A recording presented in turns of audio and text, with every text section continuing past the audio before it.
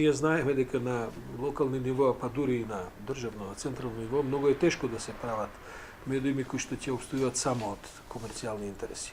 Затоа мислам дека е сега добро време, со оглед на промената на власта во Македонија, како еден нов, да кажем, почеток за целата демократија во државата, последен период на недоумици, падови и така натаму нешто што поминавме. Ова прашање се постави на централно и на локално ниво. Јас лично мислам дека локалните медиуми не може да обстанат доколку не се предмет на одредени субвенции кои што ќе доаѓаат од централно и од локално ниво. И тоа субвенции кои што не мора да бидат во обем такви за да ги остават медиумите да бидат комотни во своето однесување, но да ја поддржат барем нивната елементарна функционалност. И второ, тие субвенции да бидат делени според јасни и транспарентни критериуми. Значи секој однапред да ги знае правилата на играта и да се може да се надева дека во една фер конкуренција ќе има достап до одредена поддршка која што ќе му помогне на тој медиум да обстане.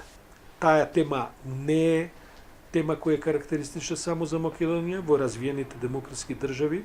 Прашањето на децентрализираност и прашањето на владењето на локално ниво е суштинското прашање на демократијата.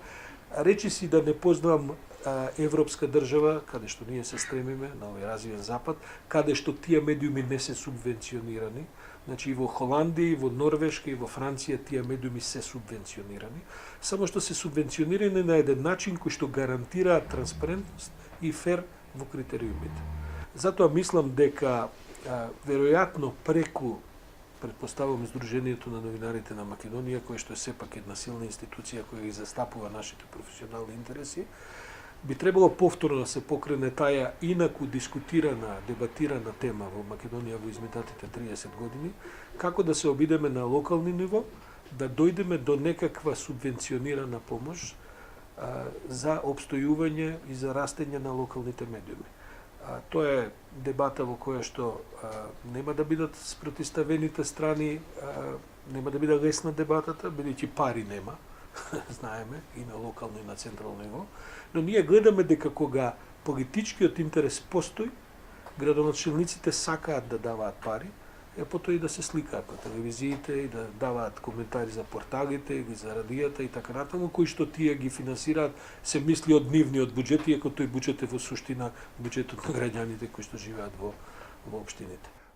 Начинот како да се обезбеди функционирање и независност и екзистенција за локалните медиуми, бидејќи тие често се соочуваат со екзистенцијална криза, е дебата која трае секаде во светот и во најразвиените демократии, и морам да кажам дека крајно решение, паметно решение за тоа никој до сега не донел.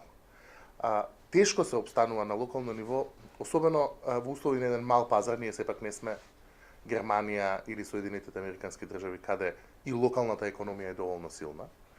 Така што некаква интервенција од страна на државата ќе мора да постои. Ние, освен финансирањето на содржина преку овие проекти на Советот за радиодифузија, односно сега Агенцијата за медиумски и аудиовизуелни услуги, од државата немаме.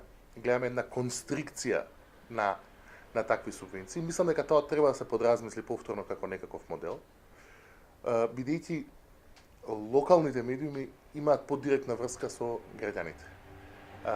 Имаат поживи се, најчесто се поблиску до локалната самоуправа и до локалните теми, така што ваквите дебати кои евентуално би ја поттикнале јавната свест околу овие проблеми треба да се поддржат во основа. И нема тука некаков модел, некакво волшебно стапче со кој ние можеме да ги разрешиме проблемите, освен да повикаме на тоа дека државата мора да се активира за да ги спаси локалните медиуми, бидејќи тие де факто, имајќи ја предвид ситуацијата и со економијата и со политиката на национално ниво, се во изумирање. Значи, оценето е дека во Прилеп и воопшто во Македонија скоро сите локални телевизии одат надолу, пропаѓаат, веќе ги нема, многу се малку.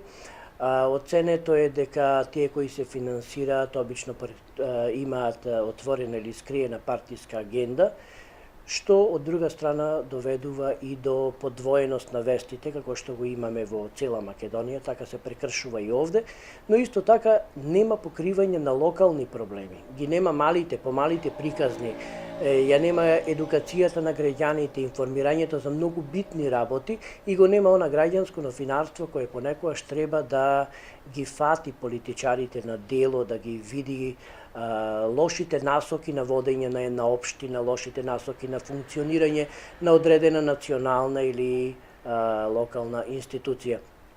Сето тоа отвора низа прашања за зошто тоа се случува и ние како една аматерска организација, значи ние сме овде во Актис единствените аматери меѓу сите вас овде, сакавме да потикнеме една расправа, затоа што ние сте пред се реципиенти на тие вести и многу пати тие вести не изненадиле, па се прашувавме зошто баш така.